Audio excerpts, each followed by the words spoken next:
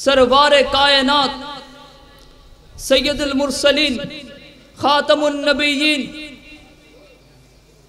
हजरत मोहम्मद मुस्तफा सल्लल्लाहु अलैहि वसल्लमेर 1500तम पवित्र मिलाद उद्यापन उपलक्षे आयोजित ऐतिह्यबाही शीतलपुर दरबार शरीफ कर्तृक आजकेर एबारेर 12 दिन ब्यापी आजिमुशान मिलादुन नबी सल्लल्लाहु अलैहि वसल्लम प्रोग्रामेर गुरुत्वपूर्ण এই সময়ে আমাদেরকে এই প্যান্ডেলে এই মজলিসে হুজুর আব্দুল হাদি শীতলপুরি রাহমাহুল্লাহর কদমের সামনে রওজা পাকের সামনে বসে কিছু সানাখানি আল্লাহর রাসূলের শান শোনার এবং হুসনে মুস্তাফা শোনার তৌফিক দিয়েছেন। শুকরিয়া আদায় করে জবান খুলে বলি আলহামদুলিল্লাহ। लाखों कोटि दरुद सलामेर हादिया नजराना तोहफा पेश करछि प्रिय नबी हजरत मोहम्मद मुस्तफा सल्लल्लाहु अलैहि वसल्लमेर कदम मुबारक जिनार माध्यमे आल्लाह सुबहानाहु वा ताआला आमादेरके कुरआनुल करीम पढ़ार देखार तेलावात करार सुयोग करे दिएछेन बोली आलহামদুলিল্লাহ।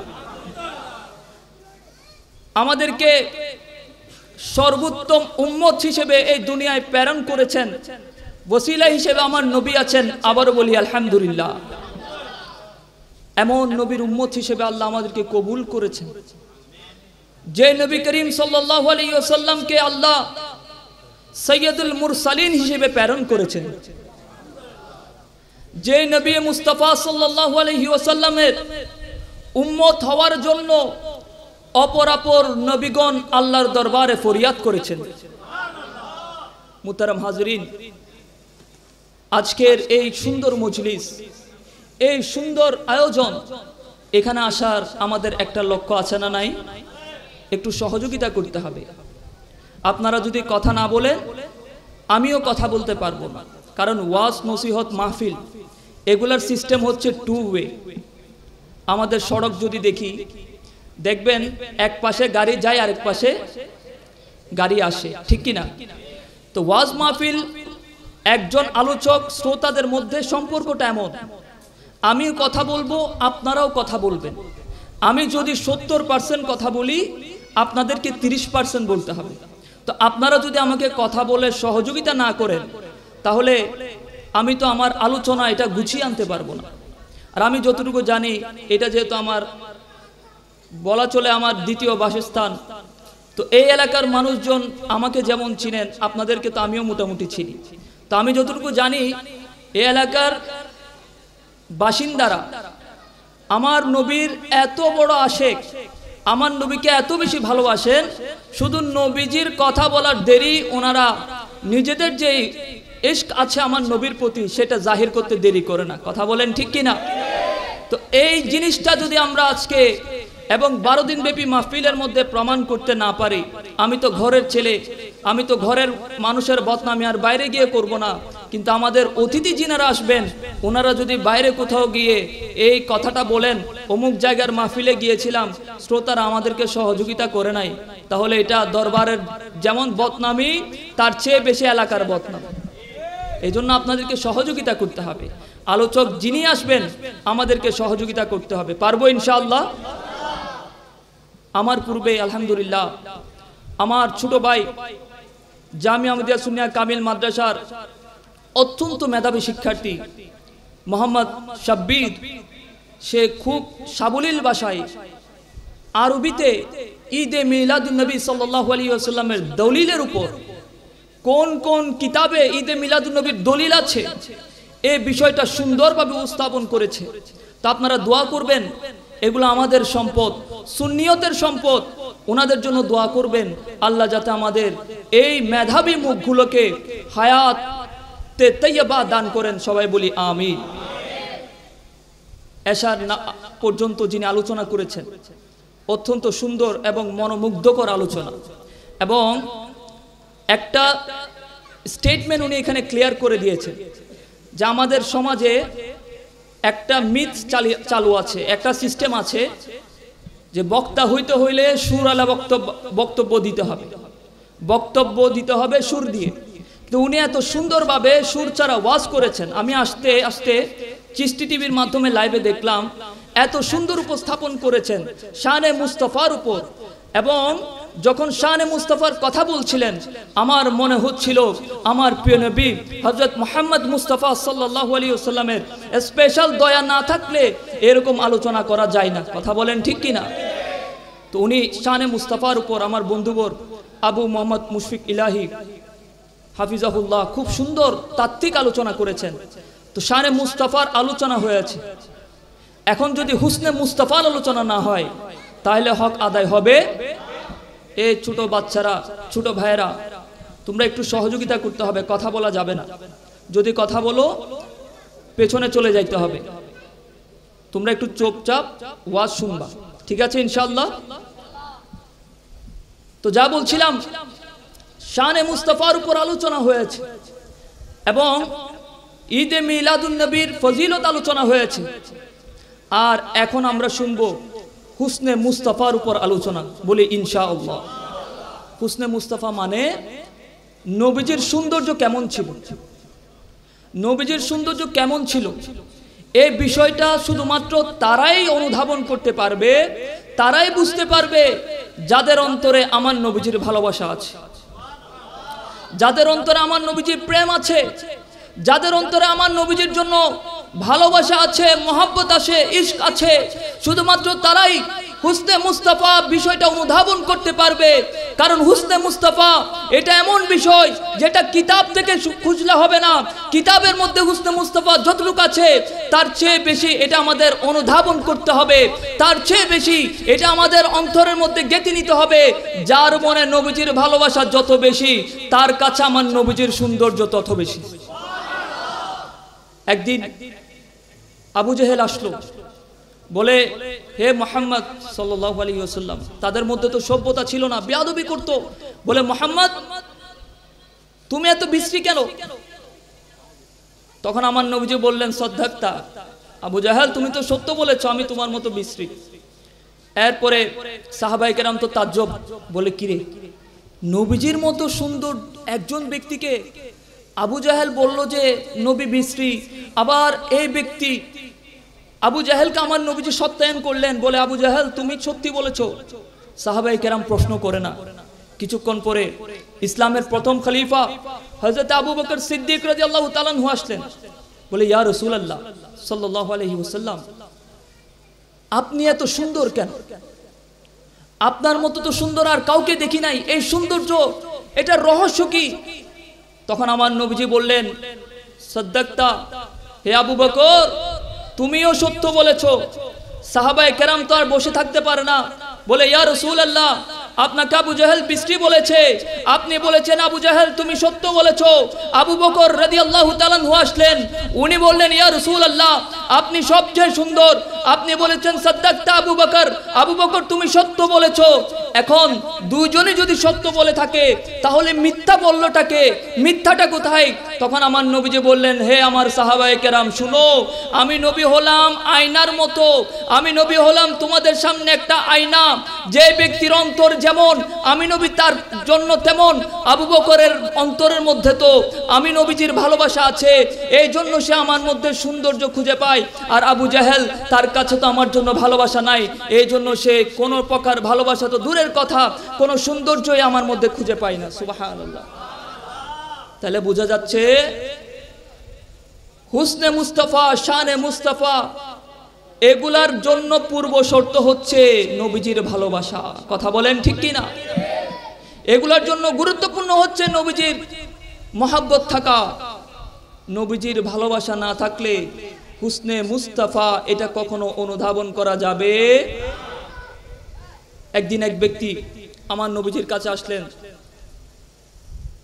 এবং জিজ্ঞাসা করলেন মাতাসা ইয়া রাসূলুল্লাহ, ইয়া রাসূলুল্লাহ কিয়ামত কখন সংগঠিত হবে? কি জিজ্ঞাসা করলেন? কিয়ামত কখন সংগঠিত হবে?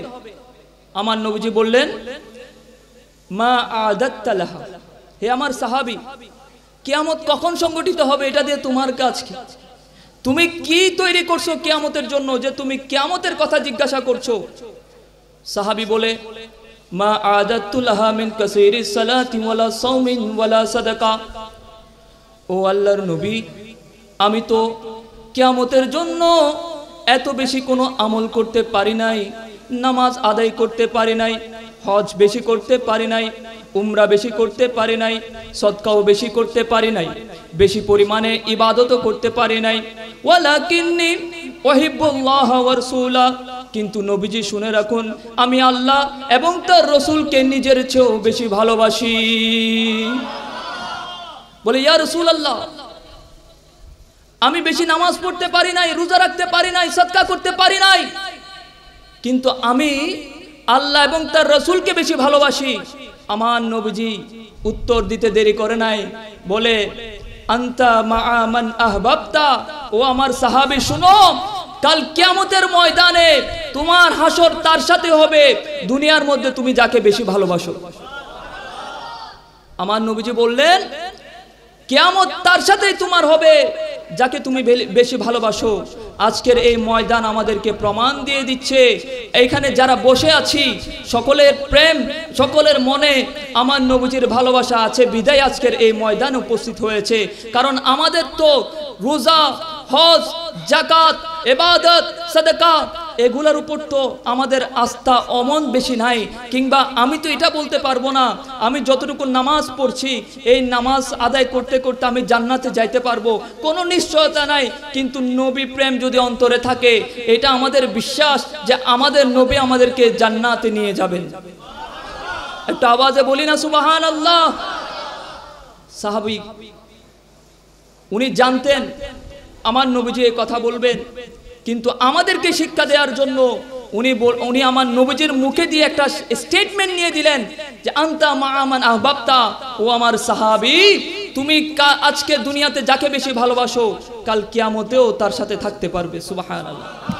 এই জন্য শায়ের বলে না তাতি पर न तकवा पर न ज़ोदो इत्तेका पर है हमारा नाज जो कुछ है मोहम्मद मुस्तफा पर है। আমাদের আস্থা, ভালোবাসা, ভরসা যতটুকু আছে নামাজ, রোজা, হজ, যাকাত, ইবাদতের মধ্যে নয়, আমাদের ভরসা হচ্ছে আমাদের প্রিয় নবীর উপর। কার উপর? নবীর উপর। এরপরে যদি আমরা আসি, এতক্ষণ তো স্টার্টিং ছিল, এতক্ষণ শুধুমাত্র আমরা মাহফিলের পরিবেশটা গুছাইলাম, এখন আসতে হবে মূল আলোচনায়। আমাকে দুইটা বিষয় দেওয়া হয়েছে, একটা হচ্ছে হুসনে মুস্তাফা সাল্লাল্লাহু আলাইহি ওয়াসাল্লাম, আরেকটা হচ্ছে খুসুসিয়তে মুস্তাফা, নবীজির সৌন্দর্য এবং নবীজির অনন্য বৈশিষ্ট্য। সুবহানাল্লাহ পড়ি।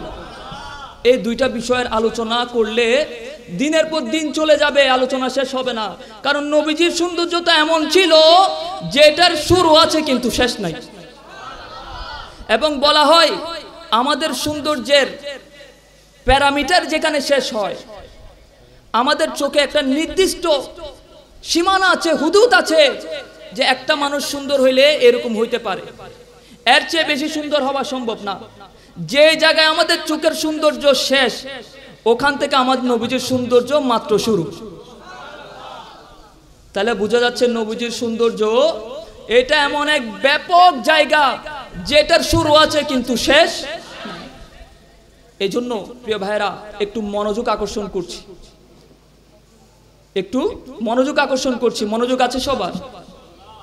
আলা হযরতের সুরে যদি আমরা বলি, আলা হযরত সুন্দর করে বলছেন, পেশ হক মুজদা শফাअत का सुनाते जाएंगे आप रोते जाएंगे हमको हंसाते जाएंगे।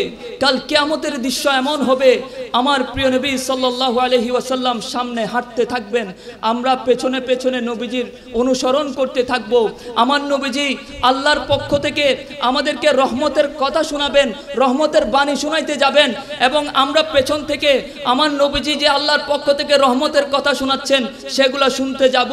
নবী যখন রহমতের এক একটা কথা বলবেন, ওই নবীজির এক একটা কথাগুলা জবানে পাক থেকে জমিনের মধ্যে এক একটা ফুলের মতো করে পড়া শুরু করবে। নবীজি রহমতের কথা বলবেন, সেগুলো ফুল আকারে জমিনের মধ্যে পড়া শুরু করবে। এবং শায়ের বলছেন, আমার নবীজির জবানে পাক থেকে যখন রহমতের ফুল ঝরতে থাকবে, আমরা পেছনে ওই ফুলগুলা কুড়াতে থাকবো, ওই ফুলগুলা আমরা কালেকশন করতে থাকবো।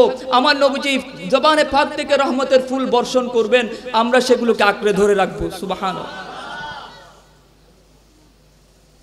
তাহলে বোঝা যাচ্ছে আলা হযরত সুন্দর করে বলেছেন, আমার নবীজি যখন শাফাআতের জন্য দাঁড়াবেন, আপ রোতে যায়েঙ্গে, আমার নবীজি কিছুক্ষণের জন্য কান্না করবেন, নিজের জন্য না উম্মতের জন্য কান্না করবেন আল্লাহর দরবারে। আলা হযরত সুন্দর করে বলছেন, হামকো হাসাতে যায়েঙ্গে ইয়া রাসূলুল্লাহ, যদিও বা আপনি কিছু সময়ের জন্য কান্না করবেন, কিন্তু আমরা গুনাহগার উম্মতকে হাসিয়ে দিবেন। আমরা গুনাহগার উম্মতকে কি করে দিবেন? হাসিয়ে দিবেন। বাগে জান্নাত মে মুহাম্মদ সাল্লাল্লাহু আলাইহি ওয়াসাল্লাম মুস্কুরাতে যায়েঙ্গে, জান্নাতের বাগানে আমার নবীজি হাসতে থাকবেন, আমার নবীজি তাবাসসুম খেলবেন। এবং শায়ের সুন্দর করে বলছেন, ফুল রহমত কা গিরেঙ্গে, আমার নবীজি যখন হাসবেন তখন আমার নবীজির জবান থেকে ফুল পড়তে শুরু করবে। হাম উঠাতে যায়েঙ্গে, আমরা গুনাহগার উম্মত সেগুলা তুলতে থাকবো এবং রহমত এত বেশি হবে আমরা তুলতে তুলতে হয়রান হয়ে যাব, আমার নবীজির রহমতের বাণী শেষই হবে না। সুবহানাল্লাহ। তাহলে আল্লাহর দরবারে কত শুকরিয়া আদায় করবেন যে তিনি আমাদেরকে উম্মতে মুহাম্মাদিতে অন্তর্ভুক্ত করেছে। শুকরিয়া আপনি শুরু করতে পারেন, করতে থাকবেন, সারা জীবন করবেন, কিন্তু ওই শুকরিয়া কখনো শেষ হবে? শর্ত হচ্ছে আমার নবীজির ভালোবাসা অন্তরে থাকতে হবে। কথা বলেন ঠিক কিনা প্রিয় ভাইয়েরা?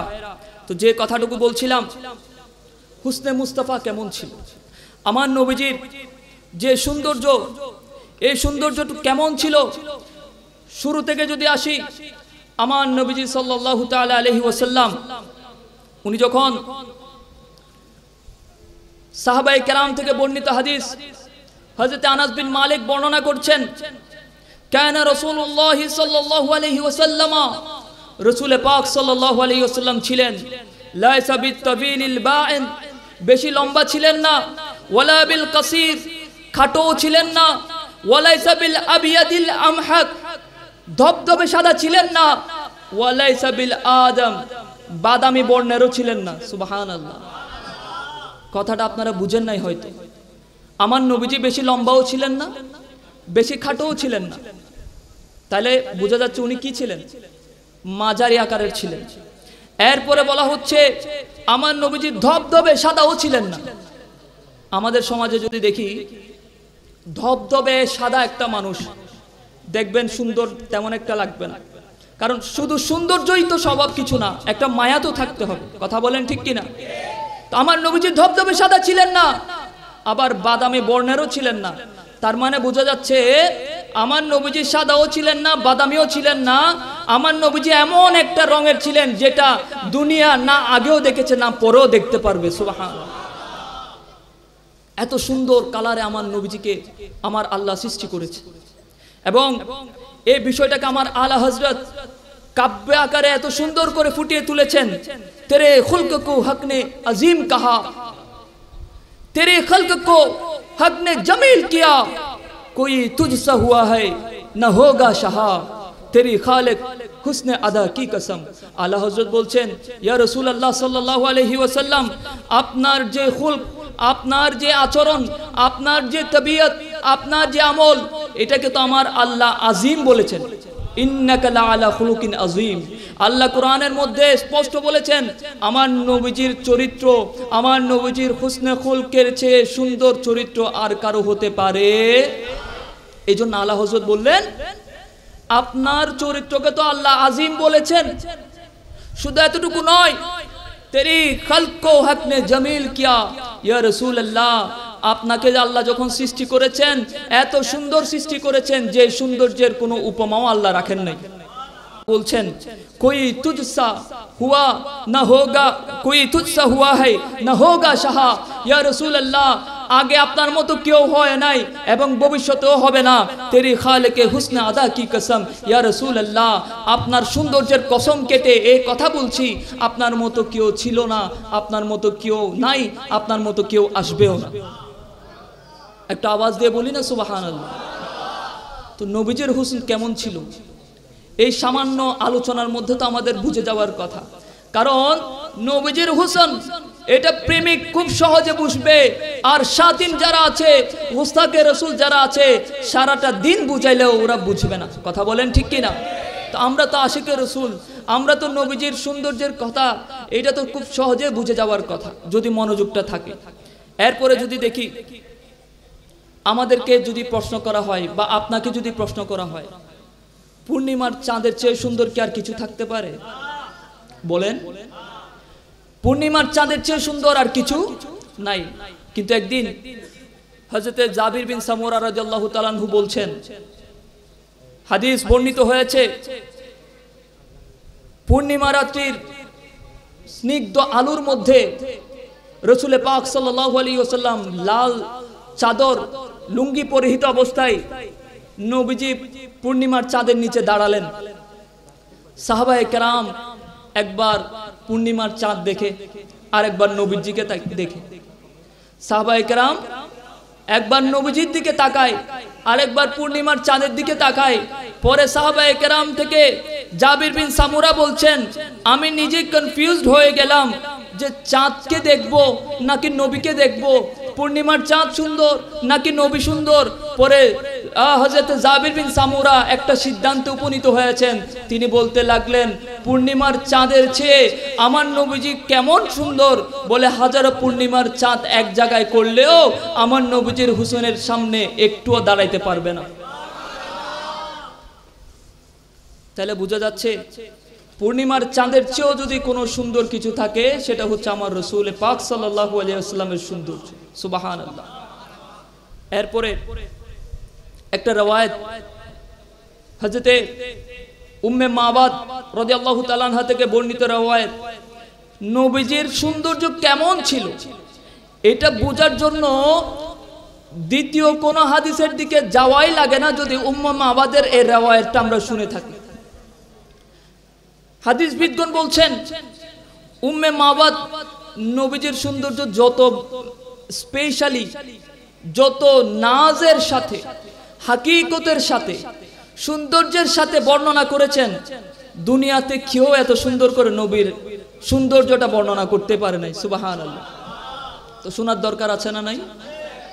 তো আপনারা যদি মনোযোগ সরে যায় একটু জানাবেন, কিংবা আপনাদের কোনো সমস্যা হলেও জানাবেন, কারণ নবীজির হুসনের কথা চলছে, নবীজির সৌন্দর্যের কথা চলছে। এখানে যদি আমরা দুনিয়াবি জিনিস নিয়ে ব্যস্ত হয়ে পড়ি, এটা আমাদের জন্য ভালো সংবাদ না খারাপ সংবাদ? এই জন্য একটু মনোযোগ আকর্ষণ করছি, এদিক ওদিক তাকাবেন না, কথা বলবেন না। এবং এই কথাগুলো খুব ইম্পর্টেন্ট কথা, যদি মনে রাখতে পারেন নবীজির হুসন কেমন ছিল, এটা সারা জীবন মনে গেঁথে রাখতে পারবেন। সুবহানাল্লাহ। তো উম্মে মাবাদ থেকে রওয়ায়াতকৃত একটা হাদিস, একদিন আমার নবীজি সাল্লাল্লাহু আলাইহি ওয়াসাল্লাম হযরত আবু বকর সিদ্দিক রাদিয়াল্লাহু তাআলা আনহুকে সাথে নিয়ে মদিনার দিকে রওনা হলেন, হিজরতের উদ্দেশ্যে বের হলেন। যখন আমার নবীজি বের হলেন, তখন উম্মে রাবাদের ছোট্ট একটা খিমা ছিল, বাসা ছিল। ওই বাসার সামনে গিয়ে নবীজি দাঁড়াইলেন। উম্মে মাবাদ ওনাদের ঘরে কিছু ছাগল বকরি ছিল, এগুলো ওনারা চড়াইতেন। তো উম্মে মাবাদের স্বামী আবু মাবাদ উনি ছাগলগুলো নিয়ে, সুস্থ যতগুলো বকরি ছিল এগুলো নিয়ে উনি বের হলেন, এগুলাকে চড়াইতে নিয়ে গেলেন সকাল টাইম বা দুপুর টাইম। ঘরের মধ্যে একটা ছাগল ছিল, বকরি ছিল, যেটা দেখতে একদম চিকনা চাকনা, আমার মতো আর কি, কোনো শরীরের মধ্যে কোনো গুস্ত ছিল না, কিছু ছিল না, একদম নরম তবিয়তের দুর্বল একটা ছাগল বকরি ছিল ওখানে। আমার নবীজি ওই মুসাফির খানায় গেলেন, দাঁড়াইলেন, উম্মে মাবাদকে বলে, আমরা তো মুসাফির, আমাদেরকে কিছু খাইতে দাও। উম্মে মাবাদ বলে, ইয়া রাসূলুল্লাহ, তখন নবীজিকে চিনে না, বলে আমি তো মুসাফিরদের ইন্তজাম করি, কিন্তু আজকে তো ইন্তজাম করার মতো কোনো জিনিস আমার কাছে নাই, আমি আপনাকে কি দিব, আমি আপনার মেহমানদারি কিভাবে করব, আমার কাছে তো জানা নাই। তখন আমার নবীজির চোখ পড়লো ওই দুর্বল ছাগল দিকে, বকরির দিকে। দেখে একদম দুর্বল, শরীরের মধ্যে কিছু নাই, এবং এটা থেকে যে দুধ লেহন করবে, দহন করবে, এরকম অবস্থার মধ্যে ওই বকরি নাই।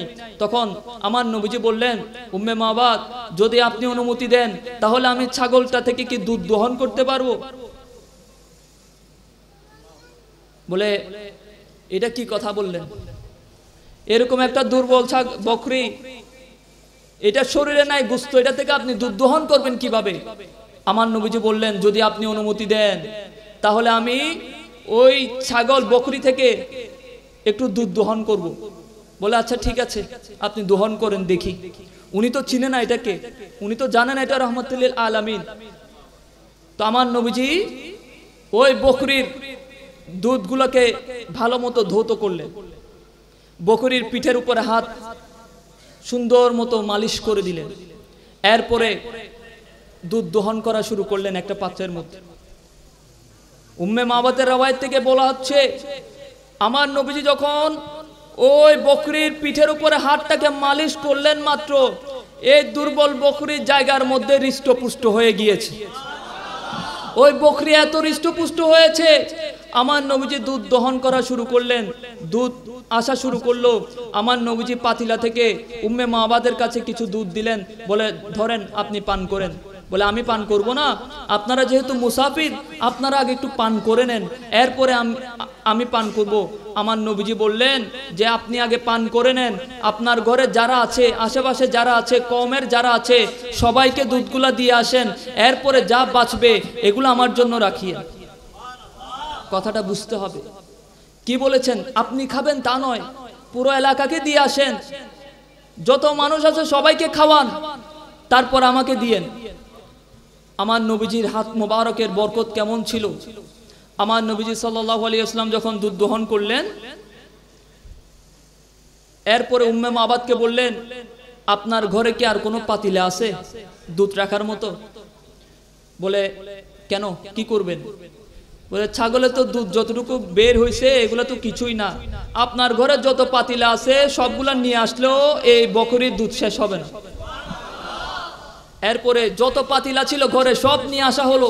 উম্মে মাবাদ ঘরের সব পাতিলা নিয়ে আসলেন, আমার নবীজি দুধ দহন করতে লাগলেন। দুধ দহন করতে করতে সমস্ত পাতিলাকে ভরপুর করে দিলেন, দুধ আর শেষ হয় না। এবং উম্মে মাবাদ আশ্চর্য হয়ে তাকিয়ে আছেন, বলে, এ কি কাণ্ড দেখলাম! এমন একজন ব্যক্তি, ওনার হাতে এত বরকত। আমার নবীজি যখন কিছুক্ষণ রেস্ট নিয়েছেন, রেস্ট নেওয়ার পরে, বিশ্রাম নেওয়ার পরে, আরাম যখন ফরমিয়েছেন, আরাম শেষ করে আমার নবীজি আবার হিজরতের উদ্দেশ্যে বের হলেন। সাথে আবু বকর সিদ্দিক রাদিয়াল্লাহু তাআলা আনহু আছেন। উম্মে মাবাদ এতক্ষণ ওনার হুঁশের মধ্যে ছিলেন না, উনি পুরো তাজ্জব বনে গেলেন, কি ঘটনা দেখলাম! একজন অপরিচিত ব্যক্তি আসলেন, ওনার ব্যাপারে উনি কিছু জানেন না। এরপরে যখন আমার নবীজি বের হয়ে গেলেন, উম্মে মাবাদের স্বামী আসলেন, আবু মাবাদ, এসে বলে, হে আমার স্ত্রী, আজকে আমার ঘরটা এত পরিষ্কার লাগছে কেন? আজকে আমার ঘরের মধ্যে এরকম আলোকিত লাগছে কেন? আজকে আমার ঘরটা এত সুগন্ধিময় লাগছে কেন? আমার ঘর এত বরকতময় লাগছে কেন? কে এসেছিল আজকে? কে তশরিফ এনেছিল আজকে?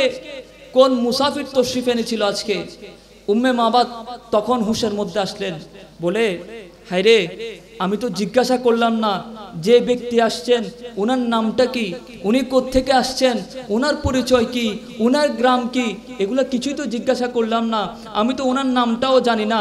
আচ্ছা, যে ব্যক্তির হাতের ছোঁয়া পেয়ে আমার ছাগলি, আমার বকরি দুধের পর দুধ দেওয়া শুরু করেছে, হৃষ্টপুষ্টটা হয়ে ভরপুর হয়ে গেছে, আমার ঘর মুতাতাহহির হয়ে গেছে, আমার ঘর সুন্দর হয়ে গেছে, আলোকিত হয়ে গেছে, বরকতময় হয়ে গেছে, এত কিছু যেহেতু হয়েছে, আমি ওনার জন্য ওনার নামটা মুবারক রেখে দিলাম। নাম জানে না নবীজির, রেখেছেন কি? মুবারক। মুবারক মানে বরকতময়। তো বলে, আমি এই ব্যক্তির নাম মুবারক রেখে দিলাম। বলে, আজকে আমার ঘরে মুবারক এসেছে। আবু মাবাদ মনে করেছেন ওনার নামটাই মুবারক। এরপরে আবু মাবাদ বললেন, কেমন ছিল উনি? কারণ যার তশরিফ আওয়ারিতে আমার ঘরের পুরা চিত্র বদলে গেছে, উনি কেমন ছিলেন?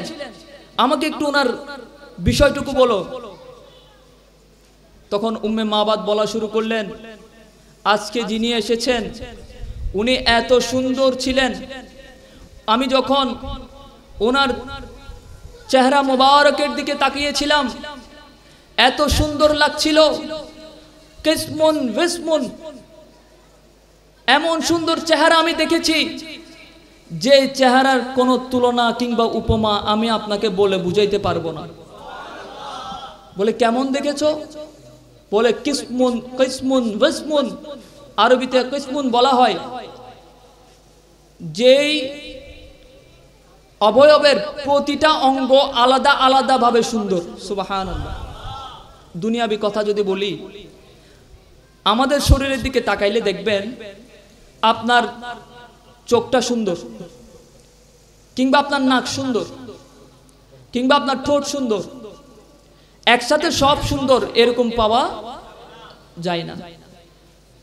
আমরা যখন কাউকে বলি আপনি দেখতে সুন্দর, কথাটা খুব সিম্পলি বলে ফেলি, কিন্তু যে জিনিসটা বেশি সুন্দর সেটাকে আমরা বলি আপনার চোখগুলা দেখতে বেশি সুন্দর।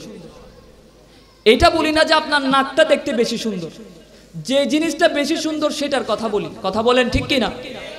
তখন কিসমুন বলা হয় যে ব্যক্তির অবয়বের প্রতিটা জিনিস একটার চেয়ে আরেকটা বেশি সুন্দর।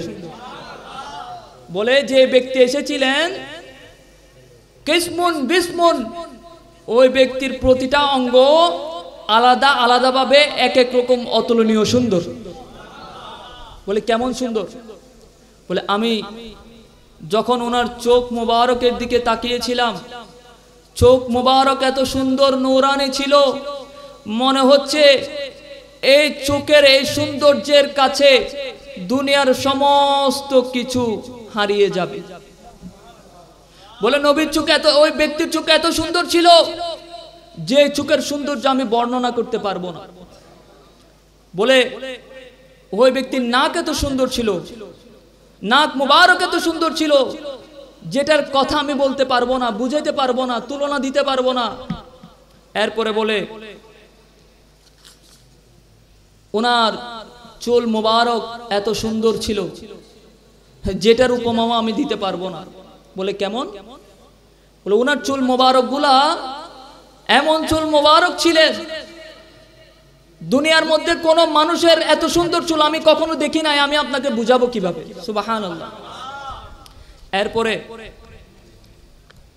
বলে আর কি বলতে পারবা? বলতেছে ওই ব্যক্তি যখন কথা বলা শুরু করলেন, আচ্ছা আরেকটা কথা এখানে মিস হয়ে গেছে, কিসমুন বলেছি বিসমুন আছে। বিসমুন শব্দের আরবি অর্থ হলো একজন ব্যক্তিকে একবার দেখলে পরবর্তীতে তাকে বারবার দেখার জন্য মন উদ্গ্রীব থাকে। সুবহানাল্লাহ। দুনিয়াতে বা আমাদের সমাজে আমি যদি এখানে ডেইলি একবার করে আসি, দেখবেন প্রথম দিন আমাকে আপনার যত ভালো লাগবে, যত সুন্দর লাগবে, দ্বিতীয় দিন অত বেশি ভালো লাগবে, তৃতীয় দিন আরো কমে যাবে। 30 দিন যদি আমি লাগাতার আসি, দেখবেন আপনার কাছে আমি কমন হয়ে যাব, আমি আপনার কাছে খুবই সাধারণ হয়ে যাব। তো বিসমিন মানে হচ্ছে এমন একটা অবয়ব আমার নবীজির ছিল, যে অবয়ব একবার যে দেখেছে সে বারবার দেখার জন্য পাগল পারা হয়ে গেছে। আমার আপনার চেহারা এক ব্যক্তি দেখলে 1 সপ্তাহ 2 সপ্তাহ এরপরে তার কাছে আর কোনো আকর্ষণ থাকবে না, কিন্তু আমার নবীজি এমন ছিলেন, আমার নবীর সৌন্দর্য যে একবার দেখেছে সে আমার নবীর সৌন্দর্য দেখার জন্য বারবার দেখার জন্য পাগল পারা হয়ে গেছে। এরপরে বলে আমার নবীজি সাল্লাল্লাহু আলাইহি ওয়াসাল্লাম ওনার সৌন্দর্যের কথা বলতে গিয়ে বলে এটা তো ছিল ওনার অবয়বের কথা, উনি দেখতে কেমন ছিলেন এটা বললাম। এরপরে ওনার কথাগুলা এত বেশি দিলকাশ ছিল, এত বেশি সুন্দর ছিল, আকর্ষণীয় ছিল, মাধুর্যতাপূর্ণ ছিল। উনি যখন একটা কথা বলে থামতেন, কথা বলা বন্ধ করতেন, তখন আশেপাশের মানুষরা ওনার দিকে তাকিয়ে থাকতো, ওনার কথাটা উনি কি বলতে চাচ্ছেন, উনি ওনার কথা শোনার জন্য মানুষের মন লেগে থাকতো, মানুষের মনের মধ্যে উনি মানুষ বারবার উদ্গ্রীব হয়ে থাকতো, এরপরে উনি কথা বলছেন না কেন, ওনার কথাটা কেমন হবে, ওনার কথাটা যতক্ষণ শুনতেছে না ততক্ষণ মনের মধ্যে একটা পেরেশানি কাজ করা শুরু করে। তারপরে উনি যখন কথা বলে তখন ওই কথাগুলো শোনার জন্য মানুষ আরো বেশি উদ্গ্রীব হয়ে থাকে। বলে উনি যখন চুপ হয়ে যান তখন আমরা ওনার দিকে তাকিয়ে থাকতাম আকর্ষণ নিয়ে উনি কি বলতেছে, আর উনি যখন বলা শুরু করতেন তখন আমরা অবাক হয়ে তাকিয়ে থাকতাম উনি এই কথা যেগুলা বলতেছেন এরপরে আর কি কথা বলবেন সেগুলো শোনার জন্য। বলে আচ্ছা ঠিক আছে, এরপরে কি বলবা? বলে ওই ব্যক্তিটা দূর থেকে ছিল আহসান। বলে ওই ব্যক্তিটা যখন আসছিলেন তখন আমি ওনাকে দেখলাম খুব সুন্দর। ধরেন আমি এখানে আপনারা সবাই বসা, আমি এদিক থেকে আসতেছি, দূর থেকে আসতেছি, তখন দেখবেন দূর থেকে আমারে দেখতে সুন্দর লাগতে পারে, কাছে আসলে কিন্তু ওই রকম সুন্দর লাগবে না। আবার একটা মানুষ দূর থেকে দেখতে অসুন্দর লাগতে পারে কিন্তু কাছাকাছি আসলে সুন্দর লাগে, ঠিক কি না? তো বলে ওই ব্যক্তি উনি যখন বাইরে থাকেন, দূরে থাকেন, তখন ওনাকে দেখতে খুব সুন্দর লাগে, আহসান লাগে, মনে হয় ওনার চেয়ে আহসান সুন্দর আর কেউ হতে পারে না। আর উনি যখন কাছে চলে আসে তখন ওনাকে দেখতে আজমাল লাগে, এমন সুন্দর লাগে যে সৌন্দর্যটা দূর থেকে দেখতে যেমন, কাছে আসলে তার চেয়েও বেশি সুন্দর। এই জন্য সাহাবায়ে কেরাম ওনারা তো আমার নবীজিকে কাছ থেকে দেখেছেন, ওনারা তো আমার নবীর কুরবিয়ত পেয়েছেন, নৈকট্য পেয়েছেন, কাছ থেকে দেখেছেন। এই জন্য আমার প্রিয় নবী সাল্লাল্লাহু আলাইহি ওয়াসাল্লামের যিনি শায়ের ছিলেন হাসান বিন সাবিত রাদিয়াল্লাহু তাআলা আনহু, আমার নবীর সৌন্দর্য বর্ণনা করতে গিয়ে উনি বলছেন ওয়া আহসানু মিনকা লাম তারা কাত্তু আইনি। আমার নবীর সৌন্দর্য কি বর্ণনা করব, আমার নবীর মতো এত সুন্দর ব্যক্তি আমার চোখ কখনো দেখে নাই।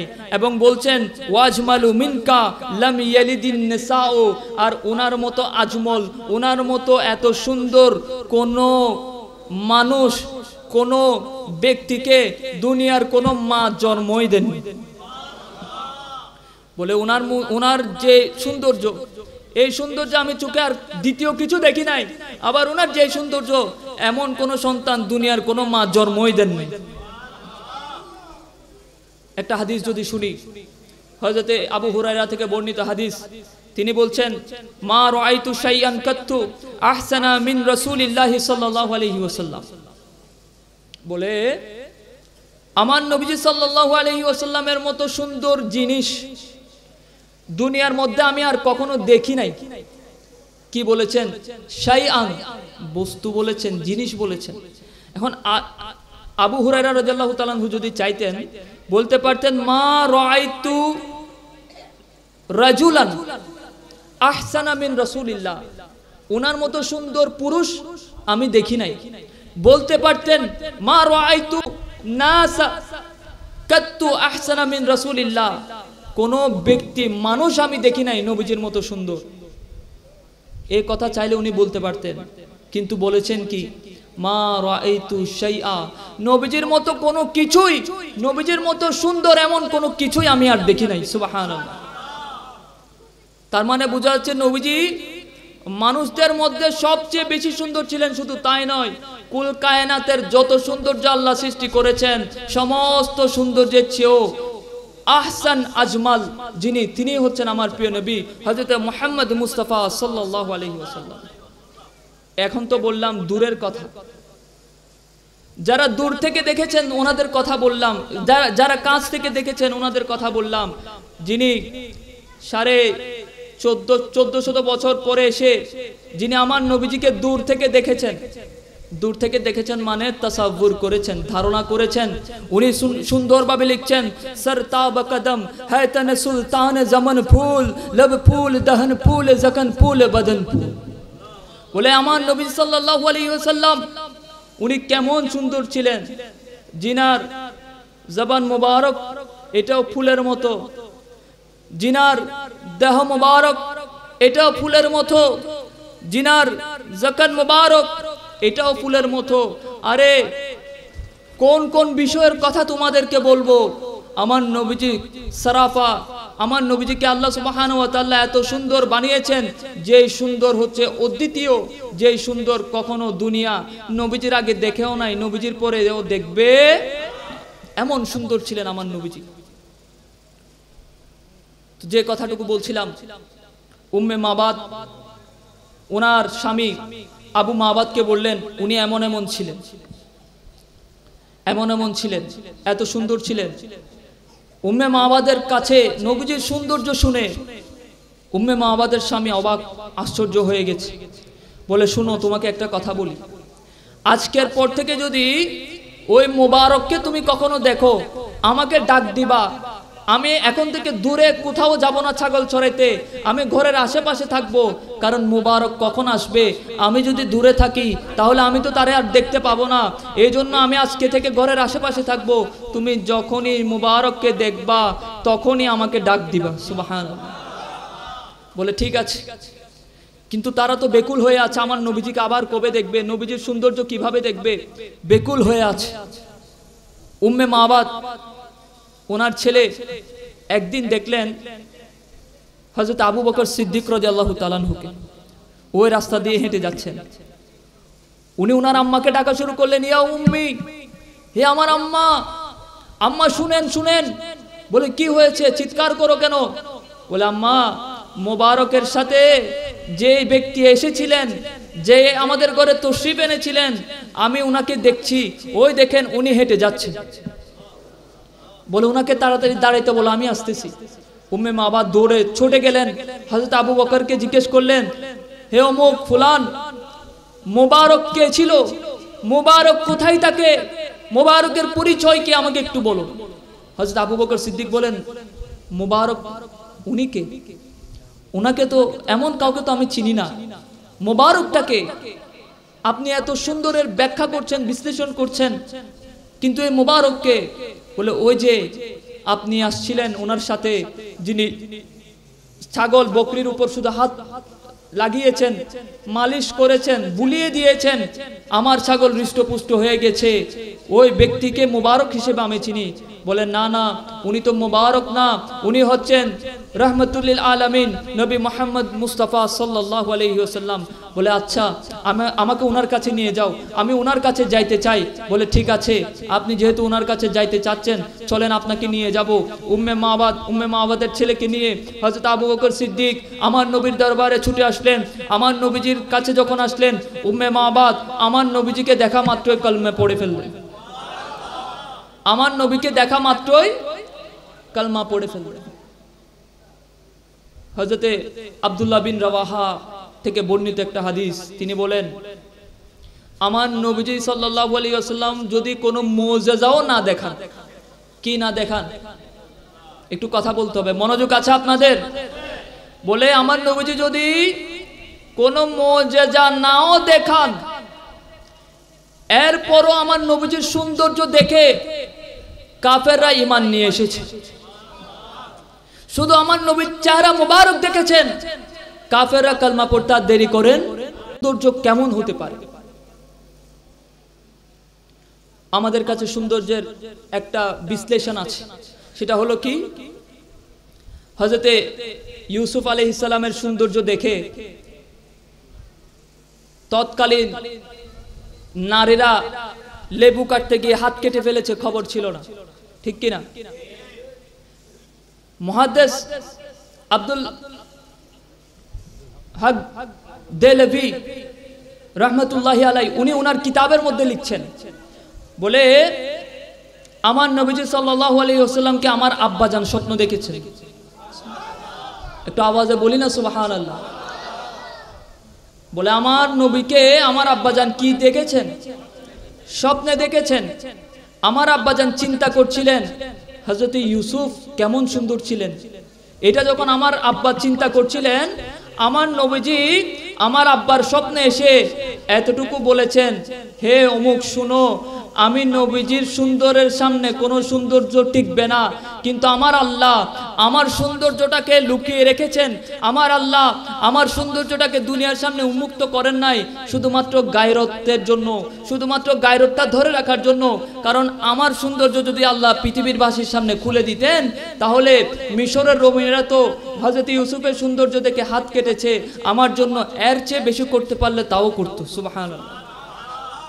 তাহলে বোঝা যাচ্ছে আমার নবীজি সাল্লাল্লাহু আলাইহি ওয়াসাল্লামের সৌন্দর্যকে আমার আল্লাহ লুকিয়ে রেখেছেন, প্রকাশ করেন। আরে কথা বলেন, প্রকাশ করেন। তো আল্লাহ সৌন্দর্য প্রকাশ না করার পরেও যদি এই অবস্থা হয়, প্রকাশ করলে কি অবস্থা হবে? তো এমন সুন্দর ছিলেন আমার নবীজি। উম্মে মাবাদ উনি আমার নবীর কাছে যখন ইসলাম গ্রহণ করলেন, সাথে সাথে আবার ঘরে ফিরে আসলেন।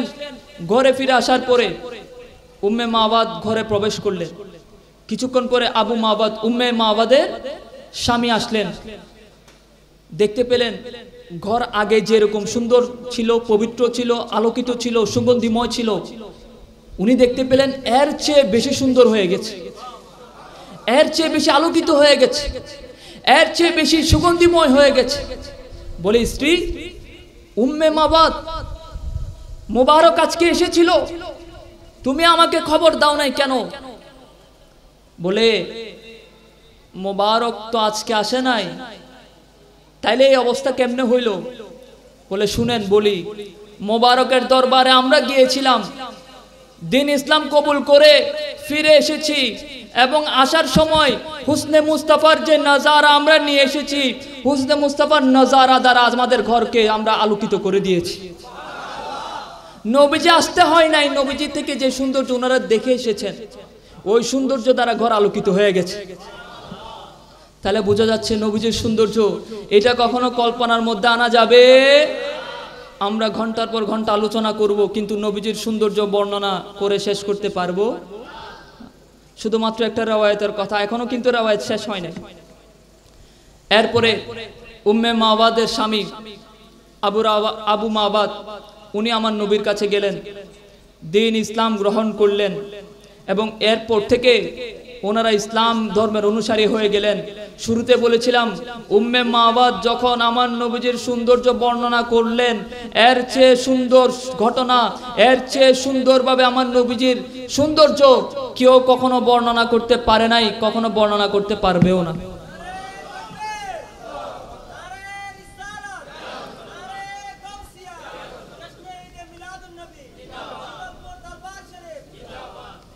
এরপরে আরেকটা রওয়ায়াত শুনে আমি আলোচনার দিকে এটি টানবো, খুসুসিয়তে মুস্তাফা থেকে কিছু কথা বলে ইতি টানবো ইনশাআল্লাহ। একদিন আমার নবীজি সাল্লাল্লাহু আলাইহি ওয়াসাল্লাম মদিনা বিকেল টাইমে হাঁটতে বের হলেন। আমার নবীজি যখন হাঁটতে বের হলেন, মক্কার অদূরে একটা গোত্র, একটা জায়গার মধ্যে কিছু ব্যবসায়ী এসেছে, ওনাদের অনেক দামি দামি উট ছিল, ওই উটগুলা নিয়ে ওনারা এসেছেন ওই জায়গার মধ্যে। আমার নবীজির চোখ মোবারক একটা উট, সুরক উট বলা হয় আরবিতে, ওই উটের উপর পড়েছে। হাই হাই, ওই উটের কি ভাগ্য, আমার নবীজির চোখ ওই উটের উপর পড়েছে। ওই উটের সৌন্দর্য কেমন ছিল, দুনিয়ার সবচেয়ে সুন্দর ব্যক্তির চোখ ওই উটের উপর পড়েছে। কি ভাগ্য ছিল ওই উটের। আমরা তো উটের ভাগ্যের উপর আশ্চর্য হই, আমার নবীজির কাছে যে উট পছন্দ হয়েছে ওই উট কেমন সুন্দর ছিল। তো ওই উট যখন আমার নবীজির কাছে পছন্দ হলো, আমার নবীজি গেলেন, বলে, হে ব্যবসায়ী শুনো, এই উটটা আমার কাছে খুব পছন্দ হয়েছে, এই উটটা আমি কিনতে চাচ্ছি, এটার দাম কত? বলে, এটার দাম এত। আমি তো বের হয়েছি ঘুরতে, নবী বলেন, আমি তো বের হয়েছি ঘুরতে, এখন আমার কাছে তো অত টাকা নাই, আমার কাছে অত টাকা নাই, এখন কি করব? আমি যদি এই উটটা আমার বাসায় নিয়ে যাই, আবার কিছু টাকা এই উটের দাম যেটা, এটা যদি তোমাদেরকে দিয়ে দিই, কাউকে পাঠিয়ে দিই, কিংবা আমি নিয়ে আসি, তাইলে কি আমাকে উট দিবা? বাকিতে কি তোমরা ব্যবসা করবা? বলে, হ্যাঁ করব। ওনারা কি উত্তর দিচ্ছে এটার কোনো খেয়াল ওনাদের, শুধু আমার নবীর দিকে তাকাই আছে। আমার নবীজি যা বলে তাই রাজি হয়ে যাচ্ছে। আমার নবীজি সবচেয়ে দামি সবচেয়ে সুন্দর ওই উটটাকে নিয়ে আমার নবীজি মদিনার পথে চলে গেলেন, মসজিদে নববীর মধ্যে চলে আসলেন। আমার নবীজি যখন ওই উট নিয়ে চলে যাচ্ছিলেন, ওই ব্যবসায়ী বণিকেরা সবাই শুধু আমার নবীর দিকে তাকিয়েছিল, কারো কোনো হুঁশ ছিল না। নবীর সৌন্দর্য এত বিভোর ছিল, দুনিয়ার আশেপাশে কি হয়ে যাচ্ছে, এত দামি উট নিয়ে যাচ্ছে, কোনো খোঁজ খবর ছিল না। আমার নবীজি যখন ওই জায়গা ত্যাগ করে মদিনায় চলে গেলেন, তাদের মধ্যে একজন বলা শুরু করলেন, তুমি তো অমুক ব্যক্তিকে উট বাকিতে দিয়ে দিয়েছ, ওই মানুষটারে তুমি চিনো? বলেন না, আমি তো চিনি না। ওই মানুষের বাড়ি কোথায় জানো? না, আমি জানি না। ওই মানুষ কার ছেলে জানো? বলে না, তাও জানি না। ওই মানুষ কি করে জানো? বলে নাও, তাও জানি না। তো তুমি উট বাকিতে দিছো কেন? বলে এটাই তো কথা, আমি কাউরে চিনলাম না, কিছু জানি না, ঘর ভারী অ্যাড্রেস কিছু চিনি না, এরপর উটটা দিয়ে দিলাম, এখন আমি কি করব? বলে তুমি এত দেবানা হয়ে গেছো কেন? বলে আরে আমি তো শুধুমাত্র ওনার দিকে তাকিয়েছিলাম, উনি যখন কথা বলা শুরু করছেন, উনি কি বলছেন এটার তো আমি খেয়াল করি নাই। আমি শুধুমাত্র ওনার যখন উনি কথা বলছিলেন তখন ওনার মুখ মোবারকের দিকে তাকিয়েছিলাম। উনি কি বলছেন এটার খোঁজ আমার কাছে নাই, আমি শুধু ওনার হুসনে মুস্তাফার দিকে তাকিয়েছিলাম। আরেকজন বলে হইছে, কাজ তো শেষ করছো, এই যে বাকিতে উট দিয়ে দিছো, এই উটটা আর পাবা না। তখন আরেকজন বলে হাইরে, তুমি বলছো তুমি ওনার চেহারার দিকে তাকিয়েছিলা, দুনিয়ার খোঁজ খবর তোমার কাছে ছিল না। আমি তো শুধুমাত্র উনি যখন কথা বলছিলেন ওনার দাঁত মুবারকের দিকে তাকিয়েছিলাম। উনি যখন কথা বলছিলেন ওনার দাঁত থেকে যে নূর বের হচ্ছিল সামনের পাহাড়ের মধ্যে, ওই নূরের যখন তাজাল্লি পড়ছিল, ওই নূরের যখন রিফ্লেক্ট করছিল, ওই নূরটার দিকে তাকিয়ে আমি অবাক হয়ে গিয়েছি। বলে তুমি তো পুরা মুখের কথা বলতেছো, আমি শুধু দাঁতের দিকে তাকিয়েছিলাম, দাঁতের থেকে যে নূর মুবারক বের হচ্ছিল দাঁত মুবারক থেকে, আমি ওইটার দিকে তাকিয়েছিলাম, আর কোনো কিছুতে আমার খোঁজ খবর ছিল না। বলে হাই রে, এখন আরেকজন বলা শুরু করে, বলে তুমি তো দাঁত মুবারকের কথা বলেছো, আমি তো ওনার চোখ মুবারকের দিকে তাকিয়েছিলাম, উনি যখন কথা বলছিলেন মনে হচ্ছিল চোখ দিয়ে নূর বের হচ্ছে। এভাবে আরেকজন বলে তোমরা তো অমুক এটা অমুক এটা এটা এটার কথা বলেছো, আমি তো শুধুমাত্র ওনার চুল মুবারকের দিকে তাকিয়েছিলাম, উনি যখন কথা বলছিলেন ওনার জুলফ মুবারক, ওনার চুল মুবারকগুলো যখন নড়াচড়া করছিল, খিলখিল করছিল, আমি শুধুমাত্র ওই সৌন্দর্যের দিকে তাকিয়েছিলাম। এভাবে এক একজন এক একটা সৌন্দর্যের কথা বলা শুরু করেছে। যখন এই সৌন্দর্যের কথা বলা শুরু করেছে, এক ব্যক্তি বলে একটা কাজ করো, উট তো গেছে, তোমরা তো সৌন্দর্যের পাগল, সৌন্দর্যের মধ্যে হারাই গেছো, তোমাদের উটও হারাই গেছে, যাও মাইকিং করো গা, মানুষের কাছে গিয়ে গিয়ে বলো যে আমাদের এত দামি উট হারাই গেছে। তখন ওই যে ব্যবসায়ী, ওদের তো স্ত্রী ছিল ঘরের মধ্যে, তারা পেছন থেকে একজন স্ত্রী বের হলো, বলে খবরদার, উট হারিয়ে গেছে এই কথা তোমরা পাবলিসিটি করবা না, উনি যে উট নিয়ে গেছেন ওই উটটার জামিনদার আমি হব। সুবহানাল্লাহ বলেন না, উনি যে উট নিয়ে গেছেন এটা জামিনদার আমি হব। বলে থাক, আল্লাহর দরবারে শুকরিয়া, একজন না একজন হইলেও তো ওই ব্যক্তিকে চিনে। তখন ওই মহিলা বলে আরে আমিও তো ওনাকে চিনি না। বলে তাহলে তুমি জামিনদার হইছো কেন? বলে যে ব্যক্তি দেখতে এত সুন্দর হইতে পারে ওই ব্যক্তি কখনো মিথ্যাবাদী হইতে পারে না।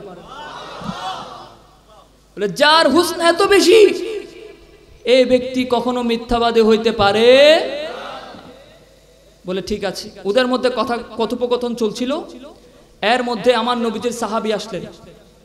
সাহাবী আসে বলে এ তোমাদের মধ্যে সবচেয়ে দামি উট কে বিক্রি করেছো, কার উট ছিল? ওই ব্যক্তি বলল আমার উট ছিল। বলে ধরো এটা তোমার কিমত, উটের দাম আমি দিয়ে দিচ্ছি, সাথে যিনি উট কিনে নিয়ে গেছেন উনি খুশি হয়ে তোমাদের জন্য কিছু খেজুর উপহার দিয়েছেন। সুবহানাল্লাহ। তখন ওই ব্যক্তি বলে আরে রাখুন আপনার কিমত, আপনার টাকা আপনার কাছে রাখেন, আগে আমাকে বললেন যে ব্যক্তি উট নিয়ে গিয়েছেন উনি কে ছিলেন। তখন বলে ব্যবসায়ী শুনো, তোমাদের কপালের উপর নাজ রাখো, তোমাদের কপালের মধ্যে তোমাদের ভাগ্যের উপর তোমাদের নাজ করা উচিত। তোমরা মদিনার আশেপাশে চলে এসেছো, ওই দেখো দূরে মদিনা শরীফ দেখা যাচ্ছে। আর যে ব্যক্তিকে তোমরা দেখেছো, যে ব্যক্তি তোমাদের সামনে এসেছিলেন, উনি আর কেউ নয়, উনি রহমতুল্লিল আলামিন, সরকারে মুজাসসাম, সরকারে দো আলম, নূরে মুজাসসাম হযরত মুহাম্মদ মুস্তাফা সাল্লাল্লাহু আলাইহি ওয়াসাল্লাম। তখন ওই ব্যবসায়ী বলে, তখন সাহাবায়ে কেরাম থেকে যখন এই কথা শুনলেন, সাহাবী বলে, ধরো তোমার ব্যবসার যে টাকা ছিল ওই টাকাটা তুমি নিয়ে নাও, তোমার সাথে যে নবীর লেনদেন ছিল ওই লেনদেনটা ক্লিয়ার করো। বলে লেনদেন কিসের আবার, টাকা কিসের আবার? আমরা তো এখন সিদ্ধান্ত নিয়েছি আমাদের বেচা কেনা নবীর দরবারে করে ফেলবো। আমার উট নবীর দরবারে গিয়েছে এমনটা নয়, আমরা নিজেদেরকেও আমার নবীর দরবারে সুপর্দ করে দিতে রাজি হয়ে গেছি। এই জন্য আমার আলা হযরত সুন্দর করে বলেছেন, लम याति नज़ीरुका फ़ी नज़रिन मिसले तू नशुद पैदा जाना जगराज को ताज तुरे सरसो है तुझको सहेद सरा जाना। আমার আলা হযরত বলছেন, আমার নবীজির সৌন্দর্য এমন ছিল যে সৌন্দর্যের কোনো উপমা হয় না, যে সৌন্দর্যের কোনো মেসাল হয় না। আমার নবীজির সৃষ্টির মধ্যে যেমন বেমেসাল, আমার নবীর সৌন্দর্য সৃষ্টির মধ্যে বেমেসাল। তখন ব্যবসায়ীরা আমার নবীর কাছে ছুটে আসলো। ছুটে আসার পরে আমার নবীজি সাল্লাল্লাহু আলাইহি ওয়াসাল্লামের দরবারে এসে ইসলাম ধর্ম গ্রহণ করে ফেলেছে। এতক্ষণ তো বললাম নবীজির সৌন্দর্যের কথা, মাত্র দুইটা হাদিসের কথা বললাম, দুইটা রওয়ায়াতের কথা বললাম, দুইটাই নবীজির হুসনের উপরে। এবং এই দুইটার সারমর্ম হইল, নবীজি সাল্লাল্লাহু আলাইহি ওয়াসাল্লামের চোখ মোবারকের মতো সুন্দর চোখ আর কারো হয় না।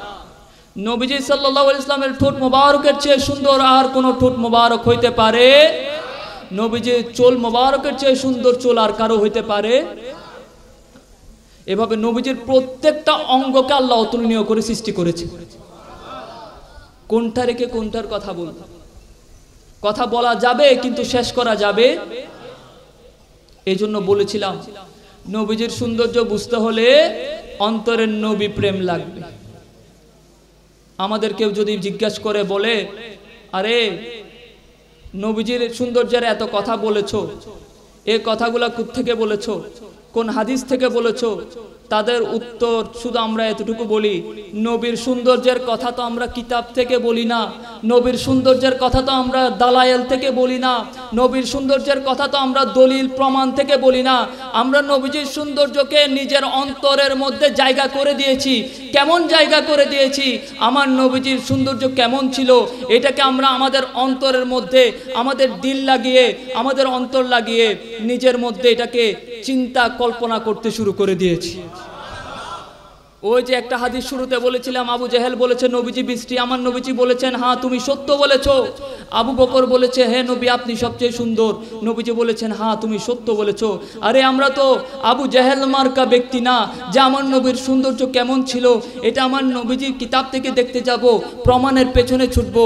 আমরা তো হযরত আবু বকর থেকে ইসলাম পেয়েছি, যে আবু বকর হযরত মুহাম্মদ মুস্তাফা সাল্লাল্লাহু আলাইহি ওয়াসাল্লামের মেরাজের ঘটনাকে বিনা দলিলে গ্রহণ করে নিয়েছেন। আমরা তো সেই আবু বকর সিদ্দিক থেকে ইসলাম পেয়েছি, ইসলাম শিখেছি, যিনি আমার নবীকে বিনা দলিলে গ্রহণ করেছেন, বিনা দলিলে নবীকে মেনে নিয়েছেন। আজকের জায়গায় আমরা দাঁড়িয়ে বলতে চাই আমরা নবীর সৌন্দর্যের জন্য দলিল খুঁজি না, কারণ আমরা হযরত আবু বকরের অনুসারী। আমরা বিনা দলিলে নিজের অন্তরে আমার নবীজির সৌন্দর্যকে জায়গা করে দিয়েছি। এই জায়গা যারা করতে পেরেছে তারাই সফল হতে পেরেছে। আর যারা আমার নবীর সৌন্দর্যকে নিজের অন্তরের মধ্যে জায়গা দিতে পারে নাই, তারা দুনিয়ার মধ্যেও যেমন লাঞ্ছিত, কাল কিয়ামতের ময়দানেও লাঞ্ছিত হয়ে যাবে। কথা বলেন ঠিক কি না? এই জন্য প্রিয় ভাইরা, আমাদের গর্ব, আমাদের অহংকার আমাদের ইবাদতের মধ্যে নয়। আমাদের ইবাদতের উপর আমাদের অহংকার নাই, গর্ব নাই। আমাদের অহংকার, আমাদের গর্ব হলো আমরা প্রিয় নবীর উম্মত হিসেবে দুনিয়াতে এসেছি, আমরা প্রিয় নবীর গোলাম হিসেবে দুনিয়ার মধ্যে এসেছি। এর চেয়ে বড় কিছু আমাদের মধ্যে। তো হুসনে মুস্তাফা এমন ছিল। সময় প্রায় শেষের দিকে, আর 5টা মিনিট আপনাদের থেকে চেয়ে নিচ্ছি। এই 5 মিনিট খুব অন্তর লাগিয়ে কথাগুলো শুনতে হবে। আমার নবীজির বৈশিষ্ট্য তো অনেক বৈশিষ্ট্য ছিল, কিন্তু আমার নবীজির এমন অনন্য কিছু বৈশিষ্ট্য আছে যে বৈশিষ্ট্যগুলা সব একত্রে কোনো ব্যক্তির কাছে পাওয়া যায় না। শুনতে রাজি আছেন? মনোযোগ আছে আপনাদের? একটু মনোযোগ দিয়ে শুনতে হবে। আমার নবীজি সাল্লাল্লাহু আলাইহি ওয়াসাল্লামের যেই খুসুসিয়ত ছিল, একটা খুসুসিয়ত হচ্ছে মা জাহারা বাউলহু আলাল আরদ। আমার নবীজি সাল্লাল্লাহু আলাইহি ওয়াসাল্লাম যখন ইস্তেনজা করতেন, হাজত সারতেন, হাজত সারার দেরি সেই হাজত, সেই ইস্তেনজা, এই যে আমাদের যে ফ্লোর আছে, মাটি আছে, এই মাটির মধ্যে কখনো দেখা যায় নাই, বরঞ্চ আমার নবীজি ইস্তেনজা শরীফ করেছেন, মাটির সাথে সাথে তা বক্ষণ করে ফেলেছে। এখন আমাদের মধ্যে অনেকে আছে না যে বলে নবী আমাদের মতো রক্তে মাংসে গড়া ব্যক্তি, বলে না? তো তাদেরকে আমরা ওপেন চ্যালেঞ্জ করতে চাই, আসো মাটির মধ্যে একটু মলমূত্র ত্যাগ করো, দেখি মাটি তোমার এই মলমূত্রগুলোকে গ্রহণ করে কিনা। করবে? আমার নবীজির অন্যতম বৈশিষ্ট্য একটা ছিল মা জাহারা বাউলহু আলাল আরদ। নবীজির ইস্তেনজা মুবারক কখনো জমিনের মধ্যে দৃশ্যমান হয় নাই। 2 নাম্বার, লাম ইয়াজলিসিস জুবাবু আলাইহি কাদ্দু। আমার নবীজি সাল্লাল্লাহু আলাইহি ওয়াসাল্লাম ওনার শরীর দেহ মুবারকের উপর কখনো মশা মাছি বসে নাই। আশিকে রাসূলের সুবহানাল্লাহ যদি এত ছোট হয় মানা যায়? কথাটা বুঝতে হবে, নবীজির শরীর মুবারকে মশা মাছি কখনোই বসে নাই। আর আমরা এই যে এখানে বসেছি, একটা হইলেও মশা বা মাছি আসে নাই। তো উনি আমাদের মতো মাটির হইল কেমনে? উনি আমাদের মতো সাধারণ হইল কেমনে? এরপরে 3 নাম্বার, মা ওয়াকাআ যিল্লুহু আলাল আরদ। আমার নবীজি সাল্লাল্লাহু আলাইহি ইসলামের ছায়া মুবারক কখনো জমিনের মধ্যে পতিত হয় নাই। আমরা হাঁটলে সূর্যের তাপে দেখবেন আপনার ছায়াটুকু কোথায় পড়বে? জমিনে পড়বে, কিন্তু আমার নবীজির ছায়া মুবারক কখনো জমিনের মধ্যে দেখা। 4 নাম্বার, গুলিদা মাখতুনা। আমার নবীজি সাল্লাল্লাহু আলাইহি ওয়াসাল্লাম খতনা সহ দুনিয়ার মধ্যে আগমন করেছিলেন। 5 নাম্বার, লাম ইয়াহতালিম কাত্তু। আমার নবীজি সাল্লাল্লাহু আলাইহি ওয়াসাল্লাম কখনো মুহতালিম হন নাই, অর্থাৎ কখনো আমরা যখন একটু ঘুম আসে, ঘুম আসার আগে একটু চোখ বন্ধ করি বা মাঝে মধ্যে একটু, যেটাকে চট্টগ্রামের ভাষায় বলে জুরানি আসা, এরকম কখনো আমার নবীজির আসে না। ইয়াহতালিম মুহতালিম আমার নবীজি কখনো হন নাই। এরপরে তানামু আইনুহু ওয়ালা তানামু কালবুহু। আমার নবীজি সাল্লাল্লাহু আলাইহি ওয়াসাল্লাম আরাম করতেন, ঘুমাইতেন, চোখ মুবারক বন্ধ হইতো ঘুমের মধ্যে, কিন্তু আমার নবীজির কলব সর্বাবস্থায় খোলা থাকতো, এবং এমন খোলা থাকতো আমার নবীজি সাল্লাল্লাহু আলাইহি ওয়াসাল্লাম ঘুমের মধ্যেও দুনিয়ার মধ্যে কি চলতেছে সব দেখতে পাইতেন। এখন যারা সাধারণ বলে, তারা যদি ঘুমায় আশেপাশে কে আছে এটাও তো তাদের খবর থাকে না। তো আমার নবীকে সাধারণ বলার আগে কথাগুলো তো একটু চিন্তা করা দরকার। কথা বলেন ঠিক কিনা? এরপরে 7 নাম্বার, লাম ইয়াহরিফ তাবাতুন রাকিবা আলাইহা কাত্তু। আমার নবীজি সাল্লাল্লাহু আলাইহি ইসলামের অনন্য একটা বৈশিষ্ট্য ছিল, আমার নবীজি যখন কোনো জীব জন্তুর উপর আরোহণ করতেন, ধরেন কোথাও যাইতে হচ্ছে, কোনো ঘোড়ার উপর বসেছেন, উটের উপর সাওয়ারি হয়েছেন, কিন্তু দেখা গেছে আমার নবীজি সাল্লাল্লাহু তাআলা আলাইহি ওয়াসাল্লাম যেই জন্তুর উপর বসেছেন ওই জন্তু কখনো টায়ার্ড হয় নাই, ক্লান্ত হয় নাই, বরঞ্চ নিজের তাকদীরের উপর নিজে শুকরিয়া আদায় করত। আজকে আমার ভাগ্য খুলে গেছে, আজকে আমার ভাগ্য সুপ্রসন্ন হয়ে গেছে, মুহাম্মদ মুস্তাফা আমার উপর আরোহণ করেছে। আপনি একটা ঘোড়ার উপর উঠেন তো, গাধার উপর উঠেন তো, সে আপনারও বদদুয়া দিবে না? বদদুয়া না দেখছে তো ক্লান্ত হবে। এখান থেকে যদি আপনি কালুসানগর পর্যন্ত যান, সে ক্লান্ত হয়ে যাবে। কিন্তু আমার নবীজি যে জানোয়ারের উপর বসেছেন, সে জানোয়ার কখনো ক্লান্ত হয় নাই।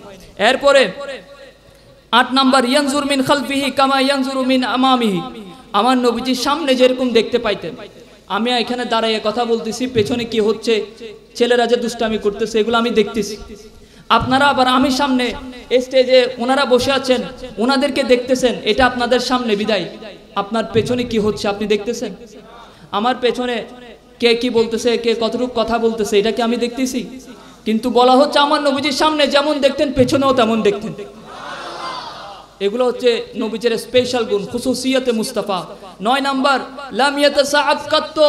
আমার নবীজি কখনো হাই তুলেন নাই, অর্থাৎ আমরা তো হাই তুলি না মাঝে মধ্যে ঘুম আসলে, আমার নবীজি কখনো হাই তুলেন নাই 10 নাম্বার এটা বলে আমি আলোচনা শেষ করছি সেটা হচ্ছে ইযা কানা জালাসা বাইনা কওমিন কাতাফাহু আলামিনে আমার নবীজি সাল্লাল্লাহু আলাইহি ওয়াসাল্লাম যখন কোনো মজলিসের মধ্যে বসতেন সেই মজলিসে 100 জন মানুষ হোক 1000 মানুষ হোক 1 লক্ষ মানুষ হোক 10 লক্ষ মানুষ হোক যত মানুষ হোক না কেন আমার নবীজি সাল্লাল্লাহু আলাইহি ওয়াসাল্লাম কে সামনে যে বসেছে তিনি আমার নবীজিকে যেমন দেখতেন সবার পেছনে যে দাঁড়িয়ে আছেন উনি আমার নবীজিকে তেমন দেখতেন অর্থাৎ সামনের ব্যক্তির কাছে আমার নবীজি যেমন দৃশ্যমান ছিলেন পেছনে যিনি ছিলেন উনিও আমার নবীকে দেখতে পাইতেন অর্থাৎ ওই মজলিসে আমার নবীর চেয়ে উঁচা আর কেউ ছিল এই জন্য আলা হযরত আজিমুল বরকত ইমামুল ইশক ওয়াল মোহাব্বত পরওয়ানায়ে শাম্মে রিসালাত ইমামুল কালাম কালামুল ইমাম হযরত আলা হযরত বলছেন সারা ऊंचू में ऊंचा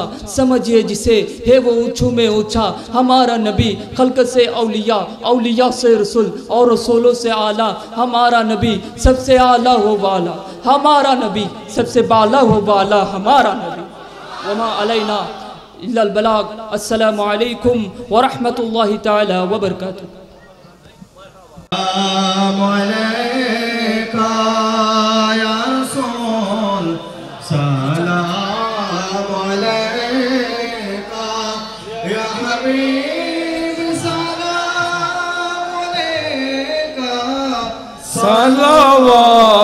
सलावतुल्लाह अलैका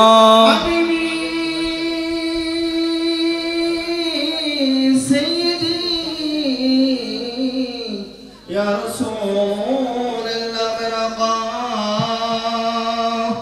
रोज़ा से पर्दा उठा दो शिकने नो रानी दिखा दो साथ साथ आवाज़ चुरा दो दिल के आरे जो मिटा या नबी सलाम अलैका या रसूल सलाम अलैका या हबीब सलाम अलैका सलावतुल्लाह अलैका आका रहमतों के ताज वाले दो जहां के लाजवाने अर्श की मेराज वाले हम आसियों के लाजवाले या नबी सलाम अलैका या रसूल सलाम अलैका या हबीब सलाम अलैका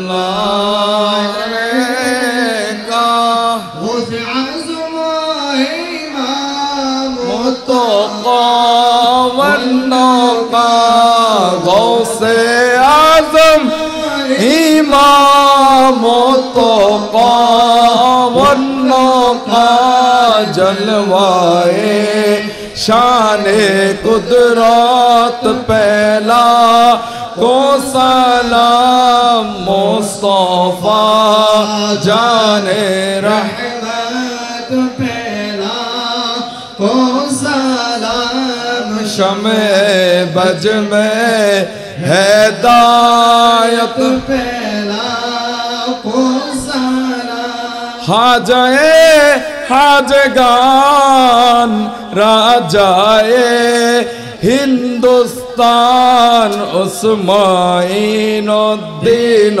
मिल्लत पहला को सलाम मुस्तफा जाने रहमत पहला को सलाम शमे बज में हिदायत पहला को सलाम औलाद मुस्तफा मुस्तफा क़िबला सैयद मेहर अली अल क़ादरी औलाद मुस्तफा क़िबला सैयद मुर्शिद अली अल क़ादरी औलाद मुस्तफा क़िबला सैयद अरशद अली अल क़ादरी औलाद मुस्तफा क़िबला सैयद मुस्तरशिद अली अल क़ादरी औलाद मुस्तफा सैयदी मुर्शिदी क़िबला सैयद रशीद अली अल क़ादरी गोले बागे रसालत पहला कौन सलाम मुस्तफा जाने रहमत पहला कौन सलाम शमे बज में हिदायत पहला कौन सलाम औलाद मुस्तफा हाजत रवा मुश्किल कुशा क़िबला सैयद अब्दुल हादी शीतलपुरी बानिए गौसिया मदरसा क़िबला नूरुल हक अल क़ादरी सैयदी हज़रत क़िबला अली अकबर अल क़ादरी सैयदी हज़रत क़िबला फ़कीर फज़ल अली शाह अल क़ादरी सैयदी हज़रत क़िबला अबुल मुकर्रम अल क़ादरी ताजदारे हकीकत पहला कौन सलाम मुस्तफा जाने रहमत पहला कौन सलाम शमे बज में हिदायत पहला कौन सलाम चोरबी सिरकुटी क़िबला तैयब ताहिर साबिर शाह रोनो के अहले सुन्नत पहला कौन सलाम मुस्तफा जाने रहमत पहला कौन सलाम शमे बज में हिदायत पहला कौन सलाम ख्वाजाए बंगाल ख्वाजा का लो शाह उनकी बेहद करामत पहला कौन सलाम मुस्तफा जाने रहमत पहला कौन सलाम शमे बज में हिदायत पहला कौन सलाम कादरी चिश्ती नक्शबंदी मुजद्दिदी सरवर्दी तमाम तरीक़त की इमामों पे लाखों सलाम 12 औलिया और सारा औलिया पे लाखों सलाम उन औलियों की खिदमत पे लाखों सलाम मुस्तफा जाने रहमत पहला को सलाम शमे बज में हिदायत पहला कौन सलाम आला हजरत और गौस मजबंदर अल्लामा गाजी शेरे बंगला जिनके हर आदा सुन्नते मुस्तफा ऐसे पीरे तरीक़त पहला कौन सलाम मुस्तफा जान रहमत पहला को सलाम शमे बज में हिदायत पहला कौन सलाम डाल दे कल्बों में अज़मत मुस्तफा हिकमत आला हज़रत पहला को सलाम मुस्तफा जाने रहमत पहला कौन सलाम शमे बज में हिदायत फैला को सलाम या इलाही सदक़े जश्न मिलादे रसूल ये सलामी आज जाना हो कबूल मदीने के चाँद हजारों सलाम मदीने के साथ लाखों सलाम मदीने के साथ करोड़ों सलाम मदीने के चाँद बेअद सलाम वलगल उला बिकमालिही हसनत जमीऊस सल्लु अलैहि वालिहि সবাই জুড়ে বলুন মারহাবা আলহামদুলিল্লাহ আজকে আমাদের জশ্নে হাতের মাসুরা ক্লাসে বন্ধ শরীফ পড়ি বিসমিল্লাহির রহমানির রহিম আলহামদুলিল্লাহি রাব্বিল আলামিন রহমানির রহিম মালিকি ইয়াউমিদ্দিন ইয়াকা না'বুদু ওয়া ইয়াকা নাস্তাঈন ইহদিনাস সিরাতাল মুস্তাকিম সিরাতাল লাযীনা আন'আমতা আলাইহিম গায়রিল মাগদুবি আলাইহিম ওয়ালাদ-দাল্লিন আমিন বিসমিল্লাহির রহমানির রহিম قل هو الله احد الله الصمد لم يلد ولم يولد ولم يكن له كفوا احد قل هو الله احد الله الصمد لم يلد ولم يولد ولم يكن له كفوا احد قل هو الله احد الله الصمد لم يلد ولم يولد ولم يكن له كفوا احد اللهم صل على سيدنا محمد وعلى ال سيدنا محمد وبارك وسلم اللهم صل على سيدنا محمد وعلى ال سيدنا محمد وبارك وسلم اللهم صل على سيدنا محمد وعلى ال سيدنا محمد وبارك وسلم اللهم امين الحمد لله رب العالمين والعاقبة للمتقين والصلاة والسلام على أشرف الأنبياء والمرسلين وعلى آله وأصحابه أجمعين اللهم اغفر لنا ووالدينا وأستاذنا وشيخنا ومشايخنا جميع المؤمنين والمؤمنات والمسلمين والمسلمات إنك سميع كريم مجيب الدعوات اللهم تقبل منا دعانا ندانا فريادنا حسن مرادنا تمم نيتنا اقضى حاجتنا واشف مريضنا وارفع درجاتنا وحلل مشكلاتنا بوسيلة هذه الشهر المباركة بوسيلة مولود النبي صلى الله عليه وسلم وبوسيلة أولياء كاملين وبوسيلة وما أرسلناك إلا رحمة للعالمين মালিক করিম রব্বুল আলামিন আল্লাহ শীতলপুর দরবার শরীফে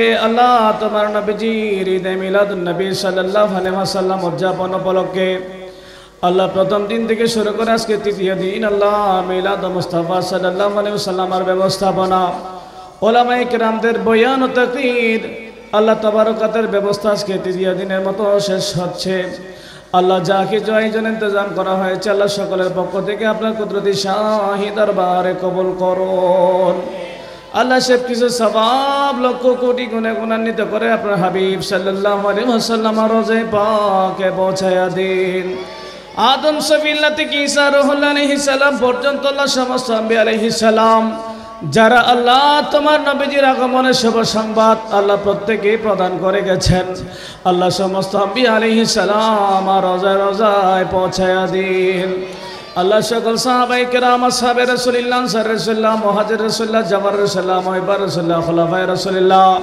আওলাদে রাসূলুল্লাহ রিদওয়ানুল্লাহি আজমাইন পাকে পৌঁছায়া দিন আল্লাহ সকল তাবিন তবে তাবিন ইমাম মুজতাহিদিন ইমাম শরীয়ত তরিকত হাকিকত মারফত চার মযহাবে চার ইমাম চার তরিকত চার ইমাম সিয়াসি তারসে ইমাম সকল মুহাদ্দিসিন کرام মুফাসসিরিন کرام ফুকাহায়ে کرام সালফে সালিহিন যারা দিন ইসলাম মযহাব মিল্লাতের খিদমত করে আপন আপন বাজারে শাহিদা চালা প্রত্যেকের পাকে পৌঁছায়া দিন আল্লাহ হুজুর গৌসে পাক শাহিনশে বাগদাদের দরবারে পৌঁছায়া দিন গৌসে পাকের যত আওলাদ পর্যন্ত কাদেরিয়া তরিকার যত মাশায়েখ হযরত যে যেখানে আরাম ফরমাচ্ছে আল্লাহ প্রত্যেকের পাকে পৌঁছায়া দিন আল্লাহ হিন্দুস্তানে জমিনে হযরত খাজা গরিব নওয়াজ কুতুবউদ্দিন বখতিয়ার কাকি নিজামউদ্দিন আউলিয়া আলা হযরত ইমাম আহমদ রেজা কা ফাজিল বেল্লমি মুফতি আহমদ ইয়ারকান নাঈমি মুজাদ্দিদ আল ফিসানি ফারুক আহমদ সরহিন্দি দাতা গঞ্জ বক্স লাহোরি সহ ভারতবর্ষের অসংখ্য আউলিয়া کرامদের পাকে পৌঁছায়া দিন আল্লাহ বাংলা জমিনে হযরত শাহজালাল শাহ ফরান্দি শুধু শাহ আউলিয়া চট্টগ্রামের বারৌলিয়া মেজবান্ডার দরবার শরীফ গাজী দিন মিল্লাত গাজী শের বাংলা সহ চট্টলা শহরের অসংখ্য আউলিয়া کرامদের পাকে পৌঁছায়া দিন আল্লাহ সিলসিলায়ে কাদেরিয়া মাশায়েখ হযরত খাজে কাজগান খলিফা শাহজিরা খাজা আব্দুর রহমান চৌরবি কুতুবুল আউলিয়া বানিয়ে জামিয়া শাহ সৈয়দ আহমদ শাহ সিরকুটি বানিয়ে জশ্নে জুলুসে ঈদ মিলাদুন নবী বানিয়ে গৌসিয়া কমিটি বাংলাদেশ হুজুর কিবলা আল্লামা সৈয়দ মোহাম্মদ তৈয়ব শাহ রহমতুল্লাহ আমাদের মায়ে সাহেবানদের দরবারে পৌঁছায়া দিন। আল্লাহ চট্টলা রসুল কওলি کرام দরওয়া পাকে পৌঁছায়া দিন। আমরা জিনাদের ছায়া তলে প্রতিপালিত হচ্ছি আল্লাহ হযরত খাজা মাইনুদ্দিন শাহ রহমাতুল্লাহ খাজা কালু শাহ রহমাতুল্লাহ মুহাদ্দিস সফির রহমান হাশিমি মুস্তাকিম হাশিমি ওজির আলী শাহ নেয়ামত আলী শাহ শাহজানি শাহ আব্দুল লতিফ বাগদাদি হযরত পীর বারৌলিয়া পীরপন্থী শাহ ডালচাল মিয়া শাহ হোসেন শাহ গোলাল ফকির ওবায়দুল হক কেরানি সহ এতদ অঞ্চলের সমস্ত ওলি کرام দরওয়া পাকে পৌঁছায়া দিন। আল্লাহ মেদিনীপুর দরবার শরীফে औलादे गौसे पाक हजरत मेहर अली अल कादरी हजरत मुर्शिद अली अल कादरी हजरत मुस्तरशिद अली अल कादरी हजरत इरशाद अली अल कादरी हजरत रशीद अली अल कादरी सह আল্লাহ যত মাশাইখে হাজরা সহিত আল্লাহ প্রত্যেকের পাকে পৌঁছায়া দিন। আল্লাহ শীতলপুর দরবার শরীফের মধ্যমণি আল্লাহ জিনার চায়াতুল্লাহ আল্লাহ এলাকার মানুষ আল্লাহ প্রতিপালিত হচ্ছে মুশকিল কুশা হযরত রাবা হযরত আব্দুল হাদি শীতলপুর রহমাতুল্লাহ রোজায়ে পাকে পৌঁছায়া দিন। বানিয়ে গৌসিয়া হযরত নূর হক আল কাদরি রহমাতুল্লাহ হযরত ফজল আলী শাহ রহমাতুল্লাহ হযরত আবুল মুকারিম ফজল মহি রহমাতুল্লাহ পাকে পৌঁছায়া দিন। আল্লাহ শীতলপুর দরবার শরীফের খলিফা যিনি আল্লাহ শ্রীপুর দরবার শরীফের মাদার ফরমাচ্ছে হযরত আলী আকবর আল কাদরি রহমাতুল্লাহ রোজায়ে পাকে পৌঁছায়া দিন। আল্লাহ সারা পৃথিবীর জমিনে তোমার যত মকবুল বান্দারা যে যেখানে আরাম ফরমাচ্ছে আল্লাহ প্রত্যেকের পাকে পৌঁছায়া দিন। আল্লাহ আমরা যারা হাত উঠাইলাম আমাদের প্রত্যেকের পিতার গরু দিয়ে মাতার গরু দিয়ে যত ময়মুরব্বী আত্মীয় স্বজন খেসা কারেম যারা যুগে যুগে কালে কালে কবরস্থ আল্লাহ প্রত্যেকের কবরে কবরে হাদিয়া পৌঁছায়া দিন। আল্লাহ শীতলপুর দরবার শরীফের অনেক ভক্ত মরিদান আল্লাহ আজ থেকে 100-200 বছর 100-150 বছর আগে 200 বছর আগে থেকে পর্যন্ত যারা আল্লাহ এই দরবার সাথে সম্পৃক্ত ছিল আল্লাহ এই দরবারে খেদমত করেছেন আজকে কবরবাসী আল্লাহ প্রত্যেকের কবরে কবরে হাদিয়া পৌঁছায়া দিন। আল্লাহ প্রত্যেকের तमाम জিন্দেগীর গুনাহ খাতা মাফ করে কবরকে জান্নাতুল ফিরদাউসের টুকরা বানিয়ে দিন। আল্লাহ কিয়ামতের ময়দানে তোমার নবীজি শাফাতে কুবরা নসিব করে জান্নাতুল ফিরদাউসের আলা বালা দরজা নসিব করুন। আল্লাহ আমাদের প্রত্যেকের পিতা মাতা ভাই ব্রাদার হকদার রিশতেদার পরিবার পরিজন সন্তান সন্ততি আল্লাহ যারা দুনিয়া জমিনে বেঁচে আছে আল্লাহ হায়াতে তৈয়বা তফিলা নসিব করুন। আল্লাহ জটিল কঠিন বিমারি থেকে সবাইকে হেফাজত করুন। আল্লাহ বিশেষ করে এই সময়ের মধ্যে আল্লাহ প্রত্যেকটা ঘরে ঘরে মানুষ অসুস্থ আল্লাহ ডেঙ্গুতে অসুস্থ চিকনগুনিয়ার জ্বরে আক্রান্ত আরো বিভিন্ন জটিল কঠিন বিমারির মধ্যে মানুষ অসুস্থ আল্লাহ তোমার নবীজির মিলাদে মুস্তাফার ওসিলায় আল্লাহ প্রত্যেকের সেহতে আজলা কামেলা তৈয়বা মুবারাকা নসিব করুন। আল্লাহ আমাদের দেশের উপর আপনার খাস রহমতে কামেলা বর্ষণ করুন। প্রাণপ্রিয় মাতৃভূমির মধ্যে আল্লাহ সবাইকে আল্লাহ সহি সালামতে জীবনযাপন করার তৌফিক দান করুন। সমস্ত মারামারি হানাহানি রাহাজানি থেকে আমাদের দেশকে দেশবাসীকে আল্লাহ সবাইকে হেফাজত করুন। বিশেষত আল্লাহ আমাদের এই শীতলপুর দরবার আল্লাহ শীতলপুর দরবারের ছায়া ধরে আল্লাহ আমরা প্রতিপালিত হচ্ছি আল্লাহ এলাকার প্রত্যেক বাসিন্দাদের উপর আপনার খাস রহমতে কামেলা বর্ষণ করুন। সমস্ত আফাত বলিয়াত মুশকিলাত মাসাইব থেকে হেফাজত করুন। আল্লাহ আসমানি জমিনি কহর গজব আল্লাহ সমস্ত প্রকার জিন ইনসানের শরণিয়ত সহ সমস্ত আফাত বলিয়াত থেকে মুক্ত রেখে আল্লাহ প্রত্যেকে আমানত এবং সালামতের জিন্দেগি নসিব করুন। আল্লাহ এলাকার যত মুরব্বীরা রয়েছে আল্লাহ প্রত্যেকের হায়াতের মধ্যে দারাজি নসিব করুন। নওজোয়ান ভাইদেরকে কবুল করুন। আল্লাহ যে সমস্ত শিক্ষার্থীরা লেখাপড়ার মধ্যে আছে আল্লাহ তাদের লেখাপড়ার মধ্যে আল্লাহ জ্ঞানী গুণে বরকত দিয়ে তাদেরকে সুশিক্ষায় শিক্ষিত হওয়ার তৌফিক দান করুন। আল্লাহ দরবারে যিনি সাজ্জাদ দানশীর আল্লাহ অসুস্থ আল্লাহ আমাদের সকলের শ্রদ্ধাভাজন আলহাজ একে বজুল কাদের কাদেরীকে পরিপূর্ণ শেফে আজলা কামেলা তৈয়বা মুবারাকা নসিব করুন। আল্লাহ আমাদের প্রত্যেককে আপনার জামারে রহমতের মধ্যে কবুল করুন। আল্লাহ আমরা গুনাহকে মাথার মধ্যে নিয়ে আল্লাহ তোমার দরবারে আল্লাহ তওবা করছি আল্লাহ আমাদের প্রত্যেকের তওবাকে কবুল করুন। আল্লাহ আমাদের প্রত্যেকের तमाम জিন্দেগীর গুনাহ খাতা মাফ করে দিন। ভবিষ্যৎ জীবনে গুনাহ থেকে বেঁচে থাকার তৌফিক দান করুন। আল্লাহ প্রত্যেকের আপন আপন কাজ কারবারের মধ্যে খায়ের বরকত নসিব করুন। আল্লাহ প্রত্যেকের উপর আপনার খাস রহমতে কামেলা বর্ষণ করুন। আল্লাহ এই মাহফিল আল্লাহ আজকে তৃতীয় দিন অতিবাহিত হয়েছে আল্লাহ সামনে আল্লাহ আরো 9 দিন আল্লাহ রয়েছে। আল্লাহ প্রত্যেকটা প্রোগ্রামকে আজিমুশান কামিয়াবি নসিব করুন। আল্লাহ দেশি বিদেশি যত উলামায়ে হক্কানি রব্বানি আসার জন্য আল্লাহ ইচ্ছা পোষণ করেছেন, আল্লাহ প্রত্যেককে সহি সালামত আসার তৌফিক দান করুন। আল্লাহ এলাকাবাসী সবাইকে আল্লাহ সুন্দরভাবে এই মাহফিলের মধ্যে অংশগ্রহণ করে মাহফিলের রৌনক বৃদ্ধি করার তৌফিক দান করুন। আল্লাহ স্বেচ্ছাসেবক ভাইয়েরা যারা দিন রাত কষ্ট করে যাচ্ছেন, আল্লাহ প্রত্যেকের খেদমতকে কবুল করুন। এই খেদমত রসিল আল্লাহ প্রত্যেকে উভয় জাহানের মধ্যে কামিয়াবি হাসিল করার তৌফিক দান করুন। আল্লাহ তোমার দরবার ফরিয়াদ, আগামী 29 আগস্ট আল্লাহ সীতাকুণ্ডের জমিনে যে জুলুস হতে যাচ্ছে, আল্লাহ এই জুলুসকে আজিমুশান কামিয়াবি নসিব করুন।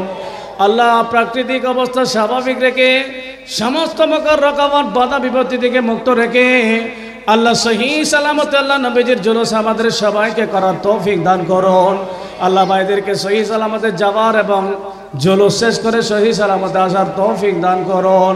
আল্লাহ আমাদের প্রাণ প্রিয় মুর্শিদে করিমের হায়াতের মধ্যে দারাজি নসিব করুন। আওলাদে মুস্তাফা আল্লাহ যিনারা আসার জন্য ইচ্ছা পোষণ করেছে, আল্লাহ সহি সালামতে আসার তৌফিক দান করুন। আল্লাহ আমাদের প্রত্যেককে ঢাকা চট্টগ্রামের জুলুসে হুজুর কিবলা সদারতুল্লাহ সহি সালামতে অংশগ্রহণ করার তৌফিক দান করুন। আল্লাহ শীতলপুর দরবার শরীফের মধ্যমণি আল্লামা শীতলপুরী রহমাতুল্লাহ সারা জীবন আল্লাহ এলাকার মানুষকে গৌসে পাকের পরিচয় দিয়েছেন। আল্লাহ আমাদেরকে জীবনে একবার হলেও বগদাদ শরীফ জিয়ারত নসিব করুন। আল্লাহ গৌসে পাকের একটা নজরে করম আমাদের সবাইকে নসিব করুন। আল্লাহ শ্রীকোট শরীফ জিয়ারত নসিব করুন। আল্লাহ গরিব নওয়াজের দরবার মেদিনীপুর দরবার সহ তোমার ওলি আল্লাহদের কদমে কদমে বারংবার হাজিরি দেওয়ার তৌফিক দান করুন। আল্লাহ আমাদের প্রত্যেকের জীবনে একটি বার হলে হজ্জে বাইতুল্লাহ নসিব করুন। আল্লাহ নবীজি রওজা পাকে গিয়ে বারংবার সালামি পেশ করার তৌফিক দান করুন। মৃত্যুর পূর্বে যে কোন রাত্রিতে আপনার মাহবুব নবী দিদার নসিব করুন। আল্লাহ আমরা সারা জীবন আল্লাহ নবীজির নাতে মুস্তফা পড়ে রসুলের পাকের উপর দরুদ সালাম আল্লাহ পেশ করে থাকি। আল্লাহ মৃত্যুর বিছানার মধ্যে আল্লাহ নবীজিকে আমাদের আল্লাহ রসুল করিম সাল্লাল্লাহু আলাইহি ওয়াসাল্লামের নূরানী চেহারা আনোয়ার দেখে দেখে আল্লাহ কলমা শরীফ সুস্পষ্টভাবে পাঠ করতে করতে আমাদেরকে দুনিয়া থেকে বিদায় নেওয়ার তৌফিক দান করুন। আল্লাহ আজকের মাহফিলের মধ্যে আল্লাহ যারা যে উদ্দেশ্যে হাত উঠেছে আল্লাহ প্রত্যেকের উদ্দেশ্যের সফলতা নসিব করুন। আশার বাগানে ফুলে ফুলে ভরপুর করে দিন। আল্লাহ উলামায়ে কেরাম হুফাজে কেরাম উপস্থিত হয়েছে, আল্লাহ প্রত্যেকের ইজ্জত সম্মানের মধ্যে বরকত নসিব করুন। প্রত্যেকের আপন আপন খেদমতকে আল্লাহ আপনার কুদরতি শাহী দরবারে কবুল করুন। আল্লাহ এই মাহফিলের জন্য যারা আল্লাহ যেভাবে আল্লাহ সহযোগিতা করছে, আল্লাহ যারা যেভাবে আল্লাহ উপস্থিতির মাধ্যমে হোক যেভাবে হোক আল্লাহ সহযোগিতা করছে, আল্লাহ প্রত্যেকের শিরকতের উসিলায় আল্লাহ নবীজির নজরে করম আল্লাহ সবাইকে নসিব করুন। তাই আমাদের ময়দানে নবীজির শাফাতে কুবরা আমাদের সবাইকে নসিব করুন। ওয়াসাল্লাল্লাহু তাআলা সাল্লাম আলা নবীল আমিন ওয়া আলা আলিহি ওয়া সাহবিহি আজমাইন ওয়া জালা আখিরা কালামিনা ইনদাল মাউত শাহাদাতু আল্লা ইলাহা ইল্লাল্লাহু মুহাম্মাদুর রাসূলুল্লাহ সাল্লাল্লাহু আলাইহি ওয়াসাল্লাম। আসসালামু আলাইকুম ওয়া রাহমাতুল্লাহ।